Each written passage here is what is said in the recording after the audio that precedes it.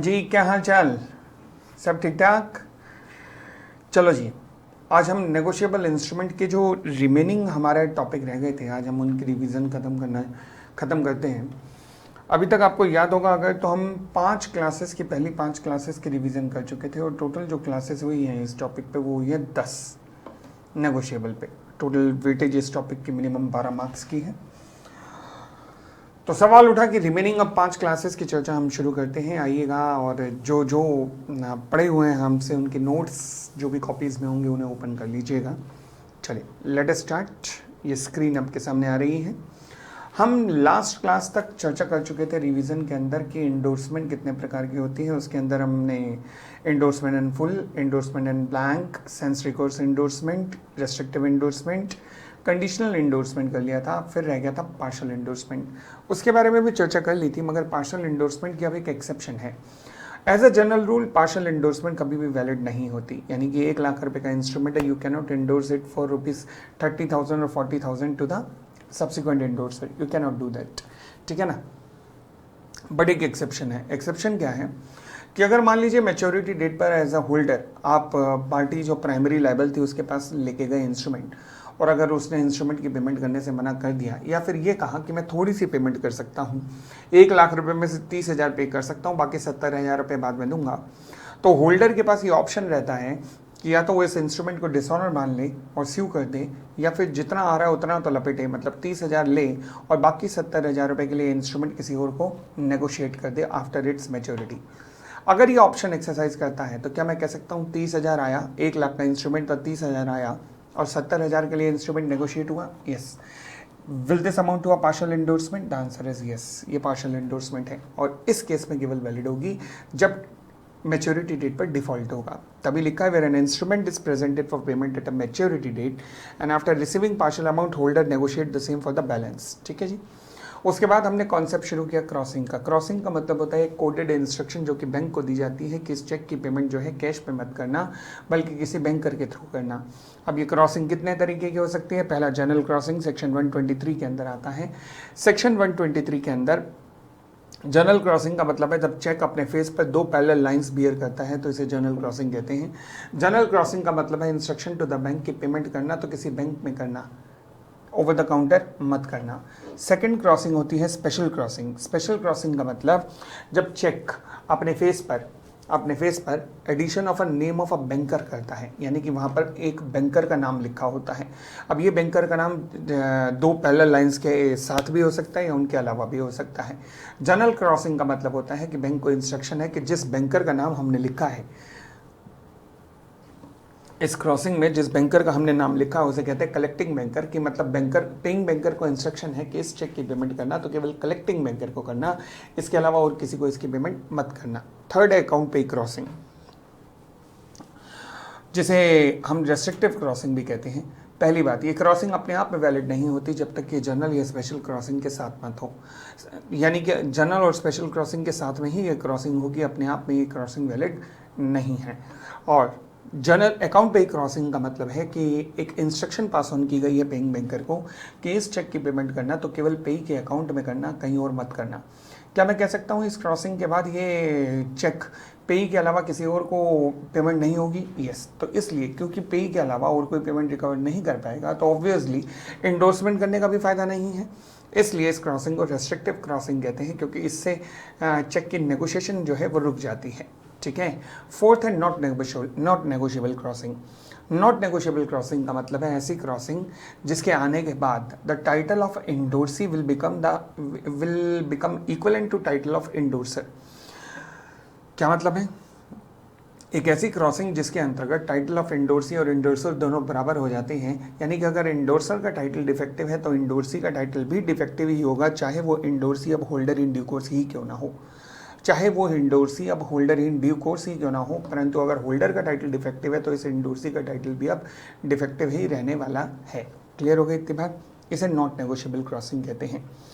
उसके बाद हमने डेफिनेशन की सेक्शन 9 की। मैंने कहा था 3 फैक्टर थे, तीनों फैक्टर अब कंप्लीट हो गए थे तो होल्डर इन ड्यू कोर्स की डेफिनेशन करवाई। आपने डेफिनेशन वहाँ लिखी होगी जहाँ आपने special rights of a holder in due course किया है। हालांकि मैंने उस टाइम अब वो डेफिनेशन समझाई नहीं थी, समझाने का वक्त अब है रिवीजन के अंदर।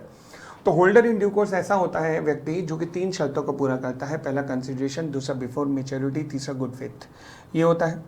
अब बियरर इंस्ट्रूमेंट में कोई पोसेसर अगर इन 3 शर्तों को पूरा करता है तो वो भी होल्डर इन ड्यू कोर्स बन सकता है।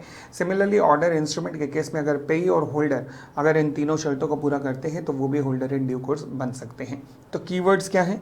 Who for consideration become the possessor of a negotiable instrument if payable to bearer, और pay or endorsee thereof if payable to the order। यानी कि bearer इंस्ट्रूमेंट में पोसेसर भी हो सकता है और ऑर्डर इंस्ट्रूमेंट में पे और एंडोर्सी भी हो सकता है। शर्त यह है कि पहला कंसिडरेशन, दूसरा before the amount mention therein become payable and without sufficient cause to believe that any defect exist in the title of the person from whom he derive his own title. यानी कि आपके पास ये सोचने की कोई शक करने की कोई गुंजाइश नहीं थी कि जिससे आप ये टाइटल ले रहे हो उसका टाइटल डिफेक्टिव है, मतलब आप गुड फेथ के अंदर हैं। ठीक है जी। फिर उसके बाद हमने डेफिनेशन करी बिल्स ऑफ एक्सचेंज की सेक्शन 5 के अंदर। कहता है bill of exchange is an instrument in writing containing N unconditional order. Bill of exchange के अंदर ऑर्डर आता है, प्रॉमिसरी नोट में अनकंडीशनल अंडरटेकिंग या वादा आता है। बिल ऑफ एक्सचेंज में लिखा जाता है ना शुरुआत वर्ड आई ऑर्डर, तो इसलिए अनकंडीशनल ऑर्डर है। कौन साइन करता है? ड्रॉअर के सिग्नेचर जरूरी है। कॉन्सेप्ट ऑफ सिग्नेचर किया होगा, वहां पे पढ़ाया होगा। To pay certain sum of money only to, आप लिख सकते हो बिल ऑफ एक्सचेंज में I order X to pay only to me, या फिर और टू माई ऑर्डर और टू बियरर। तो मतलब ऑर्डर भी हो सकता है, पार्टिकुलर पर्सन को भी पे हो सकता है और टू द बियरर भी पे हो सकता है। ठीक है जी। उसके बाद हमने अगला कॉन्सेप्ट इस क्लास में किया एक्सेप्टेंस का। एक्सेप्टेंस का मतलब सेक्शन 7 में दिया गया है, जो कहता है एक्सेप्टेंस का मतलब होगा कि जब ड्रॉई of a bill of exchange, केवल बिल ऑफ एक्सचेंज में एक्सेप्टेंस होती है, जब ड्रॉई of a bill of exchange जिसके ऊपर ये बिल लिखा गया है वो इस बिल पर अपने वर्ड एक्सेप्टेड लिख के अपने नीचे साइन कर देता है तो इसे एक्सेप्टेंस माना जाता है।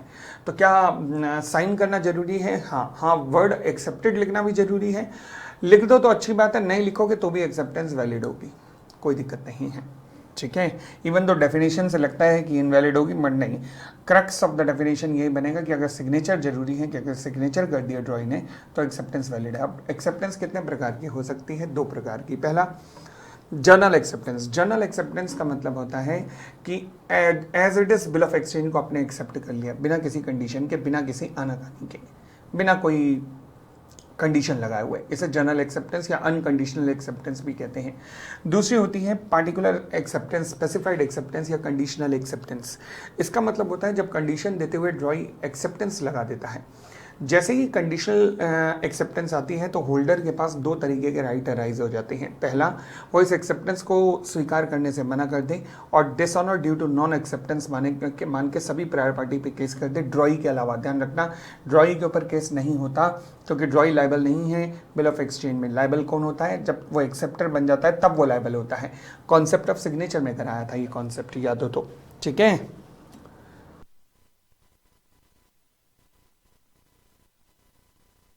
अगर ड्रॉई एक्सेप्टेंस करने से मना कर देता है तो dishonour due to non acceptance मान के होल्डर सभी प्रायर पार्टीज के ऊपर केस कर सकता है अदर देन ड्रॉई। और उसके पास एक दूसरा ऑप्शन भी है होल्डर के पास कि वो इस कंडीशनल एक्सेप्टेंस को स्वीकार कर ले।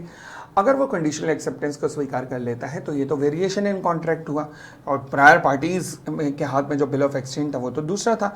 अब ये कंडीशनल एक्सेप्टेंस को स्वीकार कर रहा है, तो फिर अगर ऐसा करता है होल्डर तो आपको सभी प्रायर पार्टीज की कंसेंट लेनी पड़ती है, क्योंकि अगर कोई प्रायर पार्टी अपनी कंसेंट नहीं देती और फिर भी आप कंडीशनल एक्सेप्टेंस को स्वीकार करते हो होल्डर, तो ध्यान रखना हर वो प्रायर पार्टी जिसकी कंसेंट नहीं मिली वो अपनी लायबिलिटी से एब्सॉल्व हो जाएगी। ठीक हो गई इतनी बात? तो यहाँ हमने टाइप ऑफ एक्सेप्टेंस किया था और ये क्लास हमारी 6th यहाँ पर ख़त्म हुई थी। उसके बाद हम अगली क्लास के अंदर आए थे 7th में हमने क्या किया होगा, मटेरियल ऑल्ट्रेशन का कॉन्सेप्ट। मटेरियल ऑल्ट्रेशन, अच्छा जिन्होंने कई बैच पहले किया था ध्यान रखना, कॉन्सेप्ट 1-2 इधर से उधर हो सकता है। हालांकि मैं नेगोशिएबल में कोशिश करता हूँ कि सीरीज़ जो बनाई हुई है उसके अनुसार चलूँ, बट 1-2 पॉइंट इधर उधर हो सकते हैं। मोर और लेस आपकी कॉपीज़ में आपको सब नज़र आ रहा होगा। मटेरियल ऑल्ट्रेशन की जब मैं चर्चा करता हूं सेक्शन 87 के अंदर, तो मटेरियल ऑल्ट्रेशन का मतलब होता है ऐसी ऑल्ट्रेशन जो कि नेगोशिएबल इंस्ट्रूमेंट का कैरेक्टर बदल दे, जो कि नेगोशिएबल इंस्ट्रूमेंट में जो लिखा हुआ है उस कॉन्ट्रैक्ट को पूरा बदल दे। इस ऑल्ट्रेशन को मटेरियल ऑल्ट्रेशन कहते हैं। फिर हमने कुछ एग्जाम्पल किए, for example alteration of the date of instrument. सारे बुक में एग्जाम्पल बने हुए हैं इनके ऊपर, तो आप देख सकते हैं केसेस नंबर 1, केस नंबर 2, 3, 4। फिर ऐसी ऑल्ट्रेशन होती हैं जो कि मटेरियल नहीं है। फिर थर्ड आती है ऐसी मटेरियल ऑल्ट्रेशन ऑल्ट्रेशन जो कि ऑथराइज बाय द एक्ट है। मटेरियल ऑल्ट्रेशन और क्वालिफाइड एक्सेप्टेंस में फ़र्क क्या है? देखो जी, क्वालिफाइड एक्सेप्टेंस ड्रॉई कर रहा है at the time of acceptance, और मटेरियल ऑल्ट्रेशन होल्डर कर रहा है, मटेरियल ऑल्ट्रेशन को, ठीक है ना। कॉन्सिक्वेंसेस सेम है, चाहे क्वालिफाइड एक्सेप्टेंस हो या फिर मटेरियल ऑल्ट्रेशन हो, दोनों के लिए प्रायर पार्टीज की कंसेंट लेना जरूरी है। अगर प्रायर पार्टी की कंसेंट नहीं ली गई तो हर वो प्रायर पार्टी जिसकी कंसेंट नहीं ली वो अपनी लायबिलिटी से एब्जॉल्व हो जाएगी। अगर मान लीजिए मटेरियल ऑल्ट्रेशन नहीं है, से फॉर एग्जांपल आपने एक इंस्ट्रूमेंट पर लिखा था ऑन डिमांड, आपने डिमांड वर्ड काट दिया, वो फिर भी डिमांड ही रहा। सिमिलरली आपने एक इंस्ट्रूमेंट में लिखा था और ऑर्डर, आपने ऑर्डर काट दिया, वो फिर भी ऑर्डर ही रहा। इसे नॉन मटेरियल ऑल्ट्रेशन कहते हैं। नॉन मटेरियल ऑल्ट्रेशन के लिए आपको प्रायर पार्टी की कंसेंट लेने की जरूरत नहीं है। कुछ ऐसी ऑल्ट्रेशन होती हैं जो कि ऑथराइज बाय द एक्ट होती हैं। क्यों? क्योंकि वो इंस्ट्रूमेंट की सेफ्टी को बढ़ाती हैं। Say for example crossing of a cheque या फिर filling blank of a inchoate instrument, क्योंकि इंस्ट्रूमेंट की सेफ्टी को प्रमोट कर रही हैं, इसलिए ऐसी alteration authorise by the act मानी जाती है। यानी कि इनको करने के लिए आपको अगेन प्रायर पार्टी की कंसेंट की जरूरत नहीं होती। बेशक ये मटेरियल है but they are allowed by the law, ठीक है।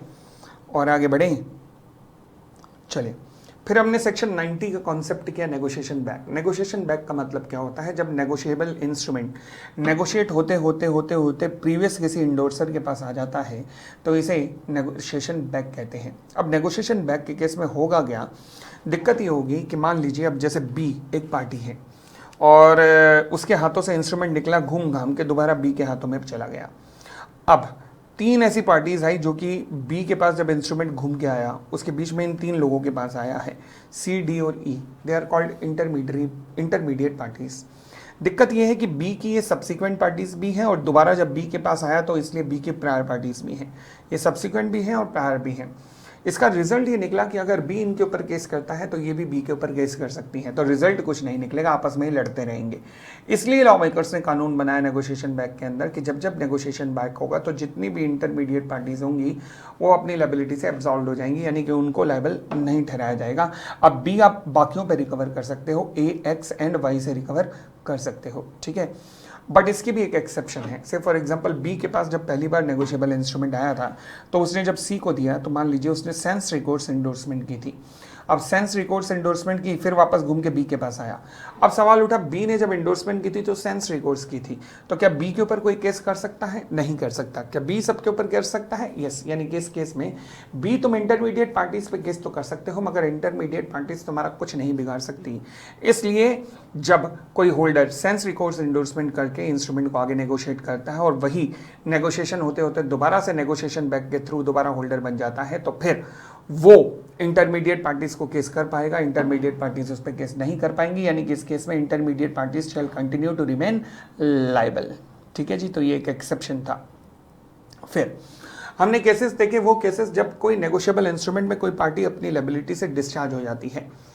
पहला केस नेगोशिएशन बैक, सेक्शन 90 हमने देखा, कौन डिस्चार्ज हो जाता है? Intermediate parties. फिर क्वालिफाइड एक्सेप्टेंस हमने देखा सेक्शन 86 में, कौन डिस्चार्ज हो जाता है? हर वो प्रायर पार्टी जिसने कंसेंट नहीं दी। Same applies to material alteration, हर वो प्रायर पार्टी जिसकी कंसेंट नहीं आई। फिर एक सेक्शन 83 है, यहाँ पे भी डिस्चार्ज ऑफ पार्टी की चर्चा की गई है, बिल्कुल सेम है जैसे क्वालिफाइड एक्सेप्टेंस और मटेरियल ऑल्ट्रेशन है। ये क्या कहता है? कहता है मान लीजिए ड्रॉअर अगर बिल ऑफ एक्सचेंज लेकर ड्रॉई के पास गया और ड्रॉई को कहा कि ड्रॉई इस पर साइन कर दो। अगर ड्रॉई ने इस पर साइन करने से वक्त मांगा, थोड़ा वक्त मांगा, तो कितना वक्त देना चाहिए? लॉ कहता है मैक्सिमम 48 घंटे आप उसे दे सकते हैं। अच्छा, ये किस लिए 48 घंटे? ताकि वो देख पाए ना कि अमाउंट वगैरह सही भी है, जेन्युइन भी है कि नहीं, इसलिए मैक्सिमम 48 घंटे का समय उसे दिया गया है। अगर मान लीजिए 48 घंटे से ज़्यादा समय आप होल्डर उसे एक्सेप्टेंस के लिए देते हैं तो आपको प्रायर पार्टी से कंसेंट लेनी पड़ेगी। अगर प्रायर पार्टी से आपने कंसेंट नहीं ली तो हर वो प्रायर पार्टी जिसने कंसेंट देने से मना किया है वो अपनी लायबिलिटी से डिस्चार्ज हो जाएगी। बिल्कुल सेम है जैसे क्वालिफाइड एक्सेप्टेंस वगैरह है, ठीक है ना। फिर उसके बाद मेरा कॉन्सेप्ट आता है कैंसिलेशन और रिलीज का। पेपर में 2-3 बार इस पर सवाल आया है। कहता है मान लीजिए कोई होल्डर, जैसे कि मेरे एग्जाम्पल के अंदर ई एक होल्डर है। अगर मान लीजिए किसी प्रायर पार्टी को उसकी लायबिलिटी से रिलीज या डिस्चार्ज कर देता है, से फॉर एग्जांपल ई ने बी को उसकी लायबिलिटी से रिलीज या डिस्चार्ज कर दिया या कैंसिल कर दी, बी की लायबिलिटी ई ने कैंसिल कर दी। इससे हुआ क्या कि ई तूने सी और डी का बैठे बैठे नुकसान कर दिया। क्योंकि जब तूने बी की लायबिलिटी को डिस्चार्ज किया तो इसका मतलब सी और डी जो कि बी के ऊपर केस कर सकते थे, उनकी केस करने की संभावना ही तुमने खत्म कर दी। तो क्या ये गलत नहीं है? गलत है।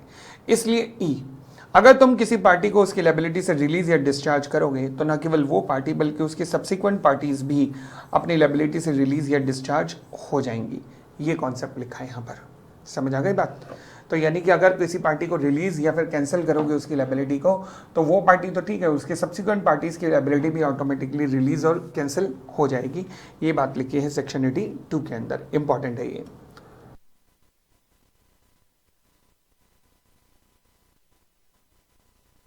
चलिए, उसके बाद हमने कॉन्सेप्ट किया नोटिस ऑफ डिसऑनर का। नोटिस ऑफ डिसऑनर का मतलब है कि अगर मान लीजिए होल्डर, आप इंस्ट्रूमेंट को लेके गए पेमेंट के लिए, परंतु नहीं हुई पेमेंट वगैरह नहीं हो पाई, तो केस करने से पहले एक बार सामने वाले को सावधान कर दो और उसे नोटिस दे दो कि हाँ जी मैं आपके ऊपर केस करने वाला हूँ। इसे कहते हैं नोटिस ऑफ डिसऑनर। कौन देगा? ये एग्जिस्टिंग होल्डर भी दे सकता है और पिछला कोई भी होल्डर दे सकता है अपनी प्रायर पार्टी को। कब तक देना पड़ेगा? कोई लॉ में डिफाइन लिमिट नहीं है, रीजनेबल टाइम के अंदर दिया जाना चाहिए। मगर कुछ केसेस ऐसे हैं जबकि नोटिस ऑफ डिसऑनर देने की, अच्छा नोटिस ऑफ डिसऑनर किसको दिया जाएगा? सभी प्रायर पार्टी को, मगर 3 लोगों को छोड़कर। पहला, मेकर ऑफ प्रॉमिसरी नोट, इसी ने तो डिफॉल्ट किया है, इसको क्या देना? Notice of dishonour. दूसरा, बिल ऑफ एक्सचेंज के केस में ड्रॉई को, चेक के केस में भी ड्रॉई को। बैंक को नोटिस ऑफ डिसऑनर क्या दोगे? बैंक थोड़ा ना लायबल है। सिमिलरली बिल ऑफ एक्सचेंज में ड्रॉई थोड़ा ना लायबल है, तो उसे नोटिस ऑफ डिसऑनर थोड़ा ना दोगे।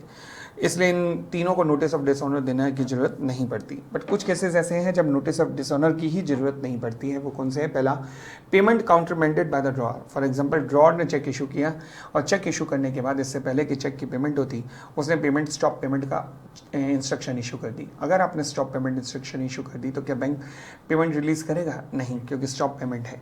तो फिर बैंक लिख के देगा, होल्डर को बताएगा कि भैया स्टॉप पेमेंट आई है इसलिए पेमेंट नहीं कर रहा। तो क्या ऐसे ड्रॉअर को नोटिस ऑफ डिसऑनर देने की जरूरत है? नहीं जरूरत है। Second, party not found.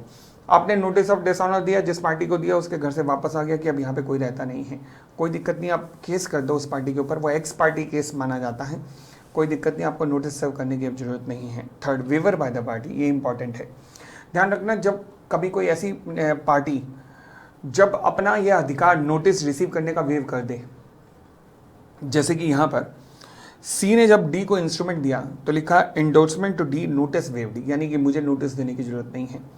तो सी डी को कह रहा है कि डी, अगर ये इंस्ट्रूमेंट कभी डिसऑनर हुआ तो मुझे बिना नोटिस दिए हुए मुझ पे केस कर दियो। तो लॉ कहता है नोटिस देने की जरूरत नहीं है। जब वो खुद चौधरी बन रहा है तो क्या करें?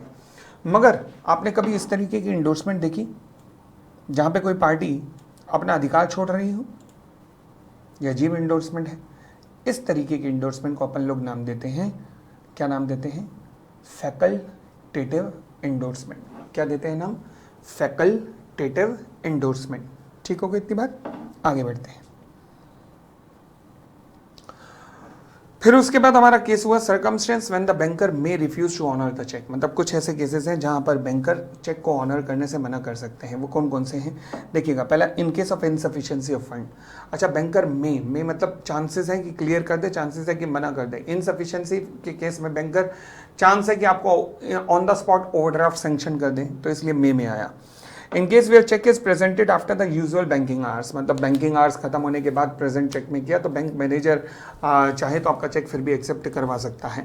Where the cheque is presented at a branch other than where the customer has his account, मतलब मेरा अकाउंट है दिल्ली के अंदर, आप गाजियाबाद ब्रांच में ले गए मेरे चेक से पेमेंट लेने के लिए, तो बैंक के ऊपर डिपेंड करता है। बैंक चाहे तो क्लियर कर दे, चाहे तो मना भी कर सकता है। ये बैंक के कंफर्ट के ऊपर डिपेंड करता है। बट अगेन कुछ केसेस ऐसे होते हैं जहां पर बैंकर को मना करना ही करना पड़ेगा। वो कौन से केसेस हैं? पहला, इर्रेगुलर चेक। इर्रेगुलर चेक का मतलब होता है एक ऐसी सिचुएशन जहां पर amount in words and figure दोनों डिफरेंट है। तो यहां पर banker must refuse to honour the cheque in case of death of the drawer.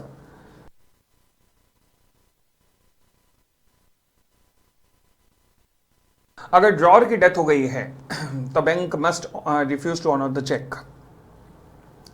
In case of closure of account, अब अकाउंट ही क्लोज हो गया तो फिर चेक कैसे क्लियर करोगे। In case of a garnishing order, मान लीजिए ड्रॉअर जो है वो किसी स्कैम के अंदर पकड़ा गया है, अब किसी इन्वेस्टिगेशन एजेंसी ने उसके खिलाफ इन्वेस्टिगेशन शुरू कर दी है, सीबीआई सीआईडी रेड पड़ गई है और उन्होंने कह दिया बैंक को कि जी इसके किसी भी चेक की पेमेंट मत करना। क्या बैंक कह सकता है जाना मैं तो करूंगा? ऐसे थोड़ा ना होता है, नहीं कह सकता। In case of stale cheque, जहाँ चेक 3 महीने पुराना हो चुका है तो वहाँ पर भी आप नहीं कर सकते। In case where the stop payment instruction has been received by the drawer, यानी कि जब स्टॉप पेमेंट इंस्ट्रक्शन ड्रॉअर ने इशू कर दी है तो क्या बैंक फिर भी उस चेक को क्लियर कर सकता है? नहीं। In case of a holder having defective title where he obtain the instrument by coercion, मान लीजिए जैसे होल्डर इन ड्यू कोर्स में भी एग्जाम्पल लिए मैंने कि मान लीजिए कि बी के पास इंस्ट्रूमेंट था, बी के पास सुलेमान आया, उसने कहा मुझे इंस्ट्रूमेंट दे दे सुलेमान, बी ने कहा नहीं दूंगा, सुलेमान ने हवाई फायर किए, अब मरता क्या ना करता बी ने इंस्ट्रूमेंट दे दिया। सुलेमान का टाइटल क्या है? डिफेक्टिव। बी जो कि एग्रीव्ड पार्टी है उसके पास ऑप्शन है कि वो कहे कि चल यार जो हुआ अच्छा हुआ, या तो वैसे वॉइडेबल कॉन्ट्रैक्ट समझाया था सीबीटी की मैडम ने, ऐसे फाउंडेशन की मैडम ने। बी के पास दो ऑप्शन है, वो ये कह सकता है कि जो हुआ अच्छा हुआ, या वो ये भी कह सकता है कि नहीं ये गलत हुआ। अगर बी कहता है नहीं ये गलत हुआ और ये कोर्ट में ले जाता है कि नहीं ये गलत हुआ, बैंक को कह देता है नहीं ये गलत हुआ, तो बैंक अब तुम होल्डर का ये चेक क्लियर नहीं कर सकते, मतलब क्योंकि सुलेमान का टाइटल डिफेक्टिव है तो उसका चेक तुम अब क्लियर नहीं करोगे। ठीक है, चलिए ये हमारी क्लास नंबर 7 ख़त्म हुई थी। उसके बाद हम आए क्लास नंबर 8 के ऊपर, जहाँ हमने चर्चा शुरू की एकोमोडेशन बिल की। Accommodation bill explanation 1 to section 43 है। एकोमोडेशन बिल का मतलब होता है कि मान लीजिए दो पार्टीज के बीच में बिल बनाया गया विदाउट एनी कंसिडरेशन, से for example Thakur and Gabbar, without consideration, जहाँ पर गब्बर ने कहा कि मैं 10 लाख रुपए ठाकुर को पे करूंगा, कोई कंसिडरेशन के बिना गब्बर मैं कह सकता हूँ ठाकुर की मदद कर रहा है। Gabbar is called accommodating party, Thakur is called वो पार्टी जिसकी मदद की जा रही है, मतलब एकोमोडेटेड पार्टी, एकोमोडेटेड पार्टी। और इस तरीके का बिल जहाँ पर एक पार्टी दूसरी की मदद कर रही है इज कॉल्ड एकोमोडेशन बिल। ऐसा बिल कभी भी किसी होल्डर फॉर कंसिडरेशन के हाथों में आ जाए तो होल्डर फॉर कंसिडरेशन दोनों प्रायर पार्टी से क्यों केस कर सकता है। परंतु मान लीजिए अगर होल्डर फॉर कंसिडरेशन रिकवर कर लेता है amount from the accommodated party, तो क्या एकोमोडेटेड पार्टी बदले में एकोमोडेटिंग पार्टी से रिकवर कर सकती है? नहीं, क्योंकि दोनों के बीच में आपस में कोई कंसिडरेशन नहीं है। ठीक है जी। इसी के अंदर आता है सेक्शन 59 भी, जो कहता है कि मान लीजिए कोई एकोमोडेशन बिल है, एकोमोडेशन बिल बनाया गया विदाउट कंसिडरेशन, चलता गया विदाउट कंसिडरेशन, अब ये इंस्ट्रूमेंट पहली बार विद कंसिडरेशन नेगोशिएट हुआ आफ्टर द मैच्योरिटी। अब एक होल्डर जिसने इसे आफ्टर द मैच्योरिटी लिया, क्या वो होल्डर इन ड्यू कोर्स है? नहीं, बट फिर भी उसके पास वो समस्त अधिकार होते हैं जो होल्डर इन ड्यू कोर्स के पास होते हैं, और वो सारी की सारी प्रायर पार्टी के ऊपर केस कर सकता है। यानी कि वो होल्डर जो कि इंस्ट्रूमेंट को ले रहा है even after the maturity he can sue all the prior parties. ये कहाँ लिखा है? सेक्शन 59 के अंदर लिखा है। उसके बाद की कथा पर आते हैं तो हमारे सेक्शन 91 का नाम है dishonour by the non acceptance. ये कॉन्सेप्ट कहता है कि अगर मान लीजिए नेगोशिएबल इंस्ट्रूमेंट इस तरीके का बनाया गया है कि उस पर एक्सेप्टेंस बहुत जरूरी है, मतलब पेबल आफ्टर साइट है, बावजूद इसके कंसर्न पार्टी एक्सेप्टेंस देने से मना कर देती है, then this is called dishonour due to non acceptance. ठीक है ना। तो कहता है dishonour due to non acceptance कब होगा? When the drawee make a default in acceptance upon being duly required to accept the same. यानी कि उसको एक्सेप्टेंस करनी थी, जरूरी थी, एक्सेप्टेंस जरूरी थी। क्यों जरूरी थी? क्योंकि instrument was payable after sight, मगर उसने नहीं की तो dishonour due to non acceptance है।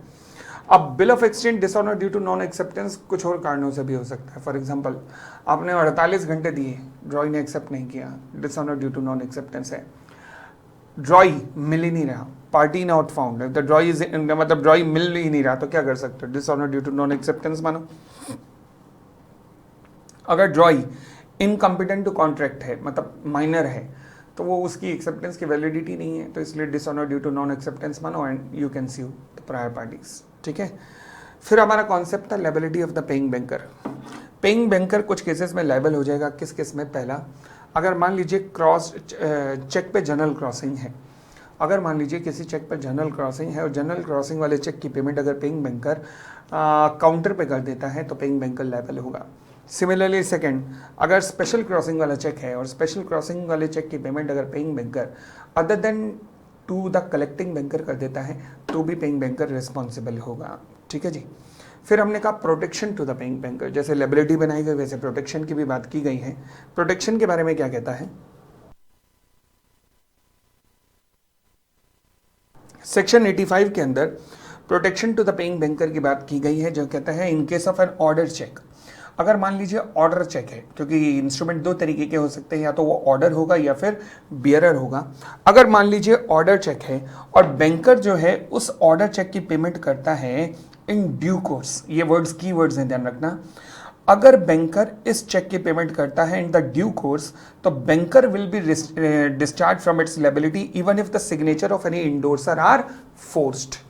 यानी कि अगर मान लीजिए बैंकर किसी ऑर्डर चेक की पेमेंट ड्यू कोर्स में करता है, चाहे बेशक किसी इंडोर्सर के सिग्नेचर फोर्ज्ड ही क्यों ना हो, तो बैंकर अपनी लायबिलिटी से डिस्चार्ज हो जाएगा। इसके ऊपर पैरा नंबर 23.39 बना हुआ है, केस नंबर 1 to 3 देख लेना, बहुत इंपॉर्टेंट केस है। Second, bearer cheque, where the cheque is drawn payable to bearer. अगर मान लीजिए चेक बियरर को पेबल है और वहां पे कोई चोर बियरर बन के बैंक के पास आ जाता है और पेमेंट ले जाता है, तो क्या बैंक डिस्चार्ज हो जाएगा अपनी लायबिलिटी से? यस, बैंकर डिस्चार्ज हो जाएगा अपनी लायबिलिटी से। सिमिलरली अगर बियरर चेक पे कोई इंडोर्समेंट है, रेस्ट्रिक्टिव इंडोर्समेंट है, बावजूद इसके वो चेक आगे बियरर के पास चला जाता है, तो भी पेइंग बैंकर जस्टिफाइड होगा पेमेंट करने में? यस, क्योंकि रेस्ट्रिक्टिव इंडोर्समेंट ऑर्डर इंस्ट्रूमेंट पे होती है। बियरर इंस्ट्रूमेंट तो बियरर है और बियरर ही रहेगा, यानी कि कोई इंडोर्समेंट बियरर इंस्ट्रूमेंट को ऑर्डर में कन्वर्ट नहीं कर सकती है। ठीक है जी। चले, तो मतलब paying banker shall be justified अगर वो बियरर को पेमेंट करता है, चाहे वो चोरी क्यों ना हो, परंतु अगर वो गुड फेथ में पेमेंट कर रहा है पेइंग बैंकर। सिमिलरली अगर रेस्ट्रिक्टिव इंडोर्समेंट होने के बावजूद भी बियरर चेक को उसने बियरर को पेमेंट की, तो भी paying banker shall be release from its liability.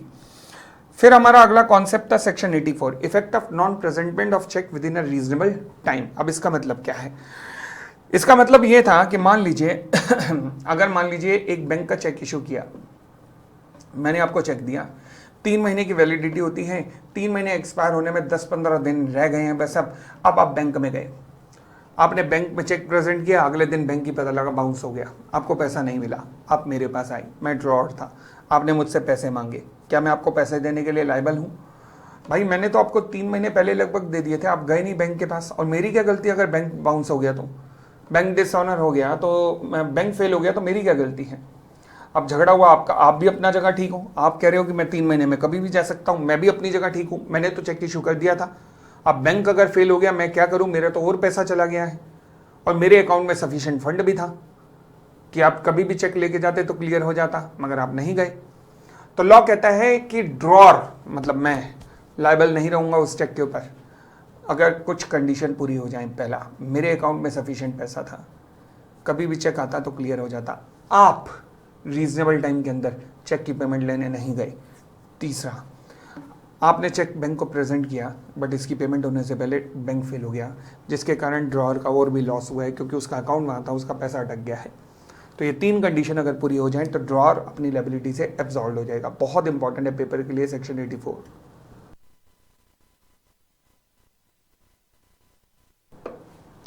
और आगे बढ़िएगा। फिर हमारा अगला कॉन्सेप्ट था पेमेंट इन ड्यू कोर्स। अभी होल्डर इन ड्यू कोर्स किया था सेक्शन 9, अब payment in due course section 10 कहता है it means payment in accordance with the apparent tenor of the instruction.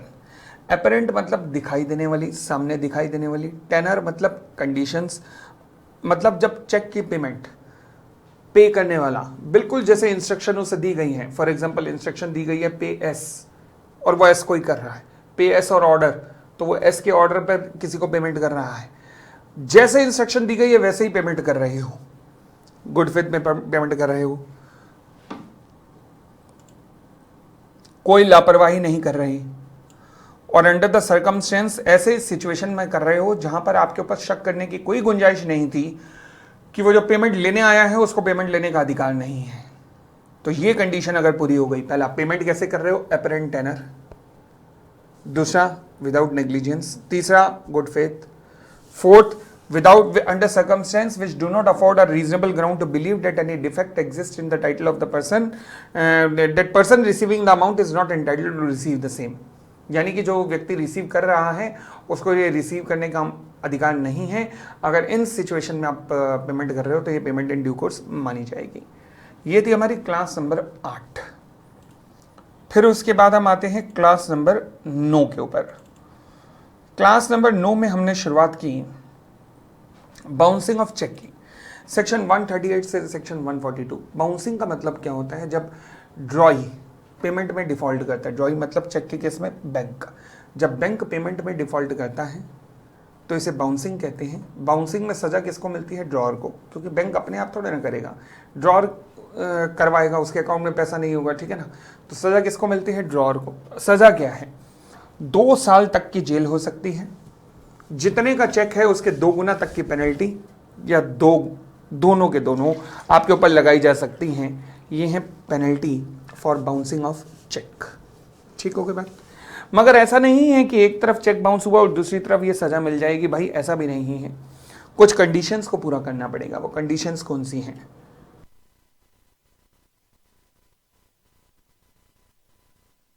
कौन कौन सी कंडीशन है? पहला, चेक के डिसऑनर होने का रीजन क्या है? 2 रीजन। पहला, चेक जो है उसके डिसऑनर होने का रीजन है इनसफिशिएंसी ऑफ फंड। और वो कहां पर है इनसफिशिएंसी? पहला, अकाउंट में पैसे नहीं थे, मतलब insufficiency in the credit of account. और दूसरा, इनसफिशिएंसी इसलिए थी क्योंकि जो सैंक्शनड लिमिट थी वो कम पड़ गई। इनसफिशिएंसी इसलिए थी क्योंकि सैंक्शन लिमिट ही कम पड़ गई, तो चेक इस वजह से डिसऑनर हुआ है। ठीक हो गई बात? और आगे बढ़ते हैं। उसके बाद हमने केस किया national small industry corporation versus Harmeet Singh Pental का।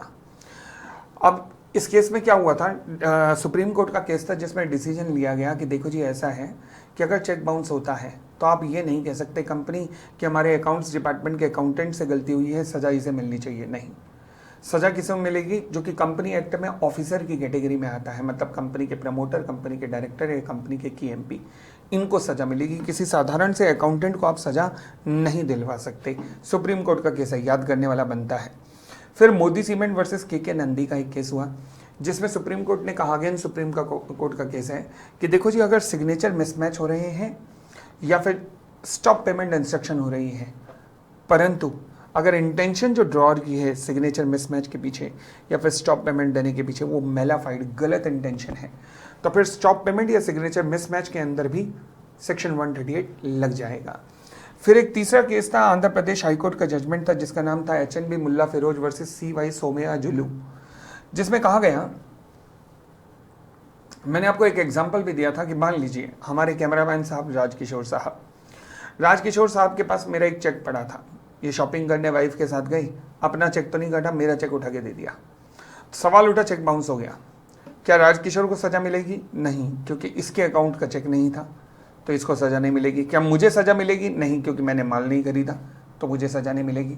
तो इस केस में क्या सजा मिल सकती है? ना राजकिशोर को ना मुझे। बट ये और बात है कि जिससे राजकिशोर ने माल खरीदा है वो राजकिशोर के ऊपर केस कर सकता है, इंडियन कॉन्ट्रैक्ट एक्ट के अंदर वो रिकवरी कर सकता है राजकिशोर से। मगर सेक्शन 138 के अंदर राजकिशोर को सजा इसलिए नहीं मिलेगी क्योंकि राजकिशोर का चेक नहीं था, और मुझे सजा इसलिए नहीं मिलेगी क्योंकि मैंने माल खरीदा नहीं है। ये था आंध्र प्रदेश हाईकोर्ट का जजमेंट। सेकेंड, जो चेक डिसऑनर हुआ है सजा तब मिलेगी 138 में जब चेक डिसऑनर जो हुआ है वो इशू किया गया था किसी ऐसी लायबिलिटी के लिए जो कि लीगली इन्फोर्सेबल डेट है या फिर किसी और लायबिलिटी के लिए। अब लीगली इन्फोर्सेबल डेट का मतलब क्या होता है? लीगली इन्फोर्सेबल डेट का मतलब होता है any date other than time bar date, any date other than time bar date, यानी कि टाइम बार डेट जो है लीगली इन्फोर्सेबल डेट नहीं है। इसका मतलब है कि अगर आपने मान लीजिए चेक इशू किया है for the payment of time bar debt, वो डिसऑनर हो गया, सजा नहीं मिलेगी। अगर कोई डेट टाइम बार नहीं है तब डिसऑनर हुआ तो सजा मिलेगी। या फिर अदर लायबिलिटी के लिए, अदर लायबिलिटी का मतलब है कि अगर मैं मंदिर में चंदा दे रहा हूँ, चैरिटी डोनेशन, या मैं आपको प्राइस दे रहा हूँ, वो चेक अगर बाउंस हो गया 138 नहीं लगेगा क्योंकि वो मेरी लायबिलिटी नहीं है। ये तो मैं out of natural love and affection दे रहा हूँ। थर्ड, चेक बाउंसिंग के लिए जरूरी है कि चेक जब इशू किया गया उसके 3 महीने के अंदर अंदर प्रेजेंट हो रहा है, फोर्थ, फिफ्थ और सिक्स्थ ये प्रोसीजरल है। प्रोसीजरल मतलब फोर्थ पॉइंट कहता है कि जैसे ही चेक बाउंसिंग की सूचना पे या होल्डर इन ड्यू कोर्स को मिलेगी, वो एक डिमांड नोटिस इशू करेंगे विद इन 30 डेज। किसको? ड्रॉअर को। जैसे डिमांड नोटिस इशू करेंगे ड्रॉअर, जिस दिन तुम्हें डिमांड नोटिस आएगा उसके 15 दिन के अंदर अंदर तुम्हें पेमेंट कर देनी पड़ेगी। अगर तुम 15 दिन में पेमेंट नहीं कर पाए तो फिर अगला दिन कहलाएगा the day on which the cause of action arise. कौन सा दिन कहलाएगा? The day on which the cause of action arise. वहां से 1 महीने के अंदर अंदर पे और होल्डर इन ड्यू कोर्स अब ड्रॉअर के ऊपर केस कर सकते हैं। तो ये था 138 से लेकर 142 तक की कहानी। फिर उसके बाद हमारा कॉन्सेप्ट हुआ असाइनमेंट। असाइनमेंट का मतलब होता है एक ऐसी सिचुएशन जब नेगोशिएबल इंस्ट्रूमेंट जो बना नेगोशिएबल इंस्ट्रूमेंट है बट जिसे ट्रांसफर किया जा रहा है एक रिटन एंड रजिस्टर्ड डॉक्यूमेंट के द्वारा, जिसे जब ट्रांसफर किया जाता है तो इसे कहते हैं असाइनमेंट। असाइनमेंट जो है नेगोशिएबल में नहीं बल्कि as per the transfer of the property act होता है। असाइनमेंट के अंदर ध्यान रखना, title of assignee will depend upon the title of assignor. यानी कि अगर असाइनर का टाइटल डिफेक्टिव है तो क्या असाइनी का टाइटल भी डिफेक्टिव होगा? यस। चाहे असाइनी गुड फेथ में ही क्यों ना हो, चाहे असाइनी मैच्योरिटी डेट से पहले ही क्यों ना हो, या फिर चाहे असाइनी कंसिडरेशन में ही क्यों ना हो। मैं होल्डर इन ड्यू कोर्स इसलिए नहीं कह रहा क्योंकि अब असाइनमेंट जैसे ही आपने किया तो आप नेगोशिएबल इंस्ट्रूमेंट की सीमाओं से बाहर निकल जाओगे। अब आप नेगोशिएबल इंस्ट्रूमेंट में नहीं हो, ठीक है। चले, उसके बाद असाइनमेंट का मतलब लिखवाया, सारा कॉन्सेप्ट लिखवाया। फिर हमने कहा concept draw in case of need. Draw in case of need का मतलब होता है कि कई बार नेगोशिएबल इंस्ट्रूमेंट पे किसी पार्टी का नाम लिखा जाता है in addition to the drawing, जिसके जरूरत पड़ने पर हम जिसके पास जाएंगे। से फॉर एग्जांपल एक पहला ड्रॉइंग है, दूसरा drawing in case of need है। तो पहले ड्रॉइंग ने अगर बिल ऑफ एक्सचेंज एक्सेप्ट कर लिया तो अच्छी बात है, दूसरे के पास नहीं जाएंगे।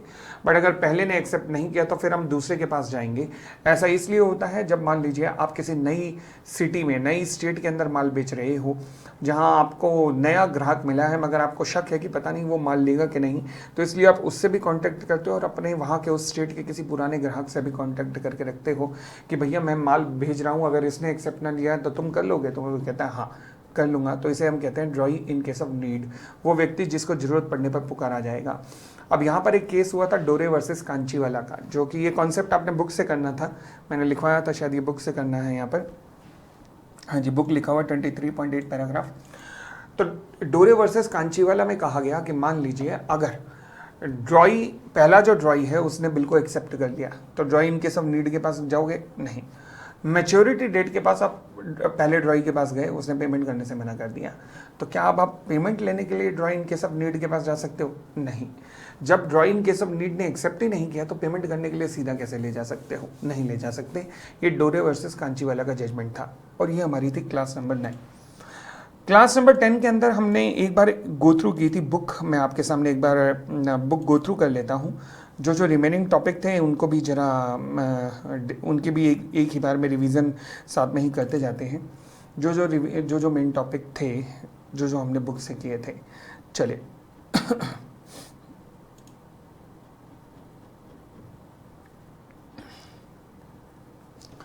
क्लास नंबर 10 के अंदर फिर हमने किया था मीनिंग ऑफ नेगोशिएबल इंस्ट्रूमेंट। हमने कहा था नेगोशिएबल इंस्ट्रूमेंट का मतलब वो क्या होता है कि promissory note, bill of exchange या चेक जो कि पेबल टू ऑर्डर या बियरर है। रेलेवेंट नहीं है एग्जाम के लिए। Essential feature of a negotiable instrument क्या है? पहला, फ्रीली ट्रांसफरेबल होता है। बियरर इंस्ट्रूमेंट होगा तो डिलीवरी के द्वारा, ऑर्डर होगा तो इंडोर्समेंट प्लस डिलीवरी के द्वारा।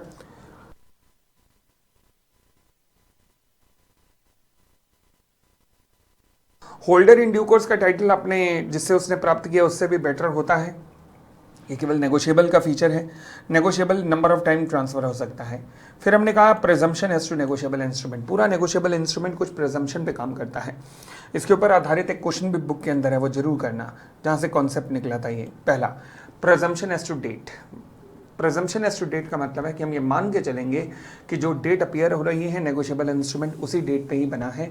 अगर कोई इस डेट को ऑब्जेक्ट करना चाहता है तो वो प्रूव करे कि हाँ जी कोई सी और डेट को बना है। प्रेजम्पशन ऑफ कंसिडरेशन, हम मान के चलेंगे कि हर नेगोशिएबल इंस्ट्रूमेंट के अंदर कंसिडरेशन है। अगर कोई ऑब्जेक्ट करना चाहता है तो उसे प्रूव करने दो कि कंसिडरेशन नहीं है। प्रेजम्पशन ऑफ स्टैम्प, हम ये मान के चलेंगे कि नेगोशिएबल इंस्ट्रूमेंट में जो स्टैम्प ड्यूटी पे होनी चाहिए थी वही पेबल है। अगर कोई कहता है नहीं गलत है तो उसे प्रूव करने दो। Presumption as to order of instrument, हम ये मान के चलेंगे कि जो इंडोर्समेंट का जो ऑर्डर चेक पे नजर आ रहा है उसी ऑर्डर में ही इंडोर्समेंट हुई है। अगर कोई कहता है नहीं ये गलत है ऑर्डर तो प्रूव करने दो। प्रेजम्पशन ऑफ टू ट्रांसफर, हम ये मान के चलेंगे कि हर नेगोशिएबल इंस्ट्रूमेंट में जो भी ट्रांसफर हुआ है वो बिफोर मैच्योरिटी हुआ है। And presumption as to holder in due course, हम ये मान के चलेंगे कि हर होल्डर जो है वो होल्डर इन ड्यू कोर्स है। अगर आप कहते हो कि नहीं उसका टाइटल डिफेक्टिव है तो प्रूव करो। ठीक है। प्रॉमिसरी नोट की डेफिनेशन ऑलरेडी डिस्कस कर चुका हूँ। बिल ऑफ एक्सचेंज की डेफिनेशन ऑलरेडी डिस्कस कर चुका हूँ। और फिर उसके अंदर क्लास नंबर 10 के अंदर हमने किया था, अगला कॉन्सेप्ट कोई किया था, बताता हूँ, देख लेते हैं, एक बार गो थ्रू कर लेते हैं।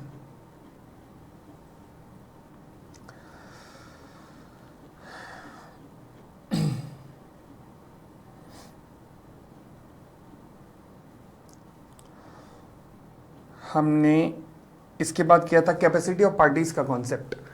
सवाल उठा, मैंने कहा था कि क्या माइनर कभी भी प्रॉमिसरी नोट में मेकर हो सकता है मगर वो लायबल नहीं है। प्रॉमिसरी नोट वैलिड रहेगा, वो वैलिड रहेगा, मगर ये और बात है कि माइनर लायबल नहीं है, क्योंकि होल्डर बाकी पार्टीज के ऊपर केस कर पाएगा, माइनर के ऊपर नहीं। सेम कॉन्सेप्ट अप्लाई होता है पर्सन ऑफ अनसाउंड माइंड में भी। एजेंट, ये एजेंट जो है क्या अपने प्रिंसिपल के बिहाफ पर काम कर सकता है? The answer is yes. Similarly holder के बिहाफ पर उसका एजेंट जो है वो पेमेंट रिकवर कर सकता है? यस। पार्टी प्राइमरी लायबल की जगह उसका एजेंट जो है वो डिस्चार्ज कर सकता है उसकी liability? The answer is yes. फिर है लीगल रिप्रेजेंटेटिव। मान लीजिए मैं एक मेकर ऑफ प्रॉमिसरी नोट हूँ, अगर मैं लुढ़क जाऊँ तो मेरे बदले कौन पे करेगा? आप, मेरा लीगल रिप्रेजेंटेटिव, मेरा छोटा पोपली पे करेगा। मगर मेरे छोटे पोपली की लायबिलिटी, ध्यान रखना, liability of legal representative maximum कितनी रहती है? जितनी वो मेरी एसेट ऑब्टेन कर रहा है, उससे ज़्यादा नहीं। से फॉर एग्जाम्पल मरने के बाद मैं अगर 1 करोड़ की एसेट छोड़ के गया और 2 करोड़ की लायबिलिटी छोड़ के गया तो मेरा छोटा पोपली केवल 1 करोड़ के लिए लायबल होगा। ये बात ध्यान रखना, पेपर में सवाल आया था ये। फिर उसके बाद हमारा एक बड़ा इंपॉर्टेंट डिफरेंस था नेगोशिएशन और असाइनमेंट के बीच में। ये हमने बुक से पढ़ा था। नेगोशिएशन में प्रेजम्पशन हमेशा कंसीडर्ड प्रिज्यूम की जाती है, सेक्शन 118 अभी करा। असाइनमेंट में ऐसा कोई कॉन्सेप्ट नहीं लगता प्रेजम्पशन ऑफ कंसिडरेशन का। इंस्ट्रूमेंट जो बियरर पे पेबल है वो नेगोशिएट कैसे होते हैं? डिलीवरी के द्वारा, और ऑर्डर इंस्ट्रूमेंट एंडोर्समेंट कम डिलीवरी के द्वारा। परंतु असाइनमेंट के केस में हमेशा असाइनमेंट कैसे होगा? एक रिटन एंड रजिस्टर्ड डॉक्यूमेंट के द्वारा होगा। नेगोशिएशन के केस में title of holder in due course जो है वो बेटर होगा as compare to title of transferor. But assignment के केस में the title of assignee would depend upon the title of assignor. Thus if the title of assignor is defective then the title of assignee would also be defective.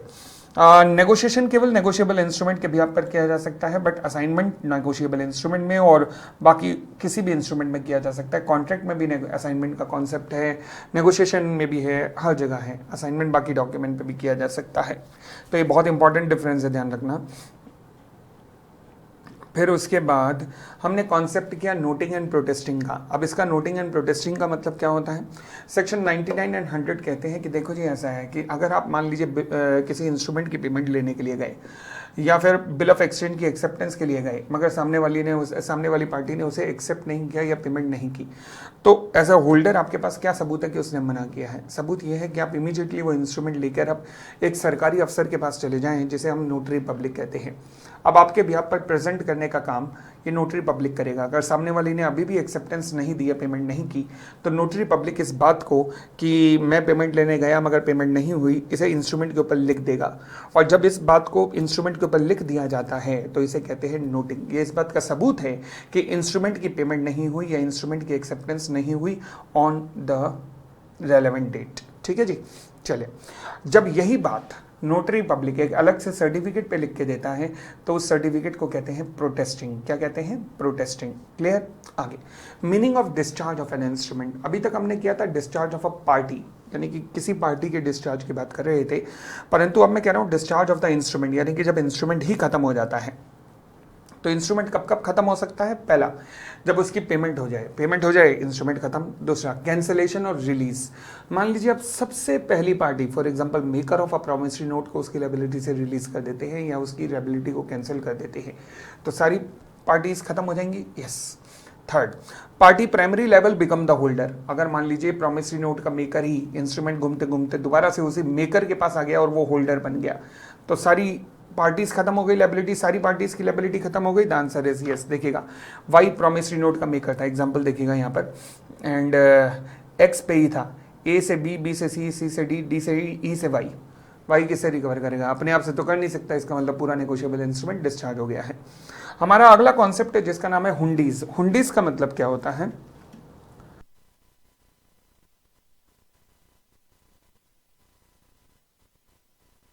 जब negotiable instrument एक local language के अंदर लिखा जाता है, दोबारा बोल दूं, जब नेगोशिएबल इंस्ट्रूमेंट एक लोकल लैंग्वेज के अंदर लिखा जाता है तो फिर इसे कहते हैं हुंडीज। अब जो पार्टीज है ना हुंडीज के अंदर, वो कह सकती हैं कि भैया हमारे अंदर अगर कोई झगड़ा होगा तो हम नेगोशिएबल इंस्ट्रूमेंट एक्ट के मुताबिक निपटाएंगे उसे। जरूरी नहीं कि इन पे नेगोशिएबल इंस्ट्रूमेंट लगे हुंडी के ऊपर, बट हाँ पार्टीज कह सकती हैं कि अगर कोई झगड़ा होगा तो हम नेगोशिएबल इंस्ट्रूमेंट के मुताबिक उस झगड़े को निपटाएंगे। हुंडी कितने तरीके की हो सकती है? कई तरीके की। पहला है शाहजोग हुंडी। शाहजोग हुंडी का मतलब एक ऐसी हुंडी जो कि गांव के पूरे शाह, मतलब सबसे बड़े फाइनेंसर को पेबल होती है। दूसरी है नामजोग हुंडी, जिसे ऑर्डर इंस्ट्रूमेंट भी कहते हैं हम अपने नेगोशिएबल इंस्ट्रूमेंट में। और हुंडी जो है वो लोकल मार्केट में चलती है, नेगोशिएबल तो जनरली कमर्शियल ट्रांजैक्शन में चलता है ना। चलिए, हुंडी लोकल लैंग्वेजेस में केरला के गांव, महाराष्ट्र के एरियाज में, लोकल एरियाज में, उड़ीसा के एरियाज में वहाँ चलती हैं, लोकल लैंग्वेज में लिखी जाती हैं।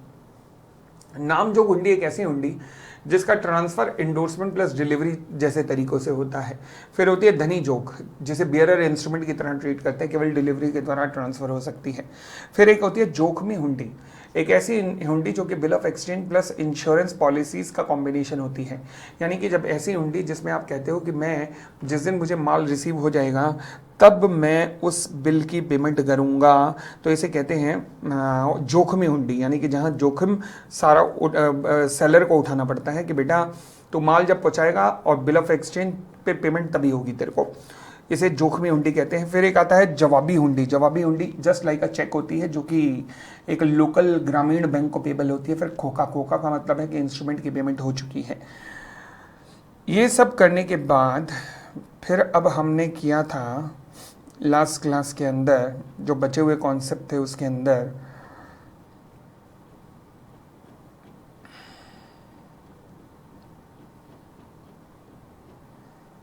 Acceptor for honour. Acceptor for honour क्या है? ये कहता है मान लीजिए किसी बिल ऑफ एक्सचेंज को आप एक्सेप्टेंस के लिए लेके गए, एक्सेप्टेंस सामने वाले ने नहीं दी, आपने सबूत इकट्ठा किए, क्या नोटिंग और प्रोटेस्टिंग कराई। एज अ होल्डर आप केस करने ही वाले थे कि तभी एक आउटसाइडर बीच में आया और उसने कहा कि ठहरो, आप केस मत करो क्योंकि मैं इस बिल को एक्सेप्ट करता हूँ। किसके बिहाफ पर? किसी प्रीवियस पार्टी के बिहाफ पर उसने एक्सेप्ट किया। तो ये जो आउटसाइडर था इसे कहते हैं एक्सेप्टर फॉर ऑनर। अब इसके कॉन्सिक्वेंसेस क्या होंगे? कॉन्सिक्वेंसेस ये होंगे कि होल्डर आप सब पे केस कर ही सकते हो, इसके अलावा आप इस एक्सेप्टर फॉर ऑनर पे भी केस कर सकते हो। दूसरी बात, एक्सेप्टर फॉर ऑनर पे केस करने के लिए जरूरी है होल्डर कि आप मैच्योरिटी डेट पर पहले ड्रॉई के पास जाओ। सवाल उठा, जिसने एक्सेप्ट नहीं किया क्या वो पेमेंट करेगा? बिल्कुल नहीं करेगा। मगर फिर भी बिल तो उसे ही, बिल पे इंस्ट्रक्शन तो उसे ही है ना। आई ऑर्डर वाई टू पे ₹1 लाख टू मी लिखा है ना, तो इसलिए उसके पास जाओ। उसने मना किया, सबूत इकट्ठा करो, नोटिंग एंड प्रोटेस्टिंग कराओ। किस लिए? For dishonour due to non payment की वजह से। अब आप एक्सेप्टर फॉर ऑनर के ऊपर या प्रायर पार्टी के ऊपर केस कर सकते हो। अगर मान लीजिए आपने एक्सेप्टर फॉर ऑनर से पैसा रिकवर किया, तो एक्सेप्टर फॉर ऑनर किससे रिकवर कर सकता है? जिसके ऑनर के लिए उसने एक्सेप्ट किया उससे और उसकी प्रायर पार्टी से। एक बात और है एक्सेप्टर फॉर ऑनर कि जब आप एक्सेप्ट कर रहे हो तो आपको ये बताना पड़ेगा कि किसके ऑनर के लिए आप एक्सेप्ट कर रहे हो, क्योंकि अगर आपने ये नहीं बताया तो फिर हम मान लेंगे कि आपने ड्रॉर के ऑनर के लिए एक्सेप्ट किया है, यानी कि आप केवल ड्रॉर से ही रिकवर कर पाएंगे बस, तो आपका नुकसान है। तो इसलिए बताना जरूर कि किसके ऑनर के लिए आपने बिल को एक्सेप्ट किया है। फिर अगला कॉन्सेप्ट हमारा पेमेंट फॉर ऑनर, जो कहता है कि अगेन जब बिल ऑफ एक्सचेंज मान लीजिए मैच्योरिटी डेट पर पेमेंट के लिए गए मगर वहाँ पे पेमेंट नहीं हुई, नोटिंग एंड प्रोटेस्टिंग कराई, स्यू करने ही वाले थे कि इतना बीच में एक व्यक्ति आया, उसने कहा सर मैं पेमेंट करना चाहता हूँ किसी प्रायर पार्टी के बिहाफ पर, और उसने प्रायर पार्टी के बिहाफ पर पेमेंट कर दी, तो इसे कहते हैं पेमेंट फॉर ऑनर। अब इसके कॉन्सिक्वेंसेस क्या रहेंगे? कॉन्सिक्वेंसेस ये होंगे कि वो किससे रिकवर कर सकता है? वो रिकवर कर सकता है जिसके ऑनर के लिए उसने पे किया है, वो उससे रिकवर कर सकता है। कौन? जिसने पेमेंट, जो पेमेंट फॉर ऑनर जिसने की है। ठीक है, चले जी, तो ये हमारा पूरे का पूरा नेगोशिएबल इंस्ट्रूमेंट की रिवीजन खत्म होती है। हम अगली रिवीजन ला रहे हैं चार्ज चैप्टर की, जो कि कंपनीज एक्ट का चैप्टर है। Thank you, thanks a lot, bye bye, खुश रहो खुश रहो खुश रहो।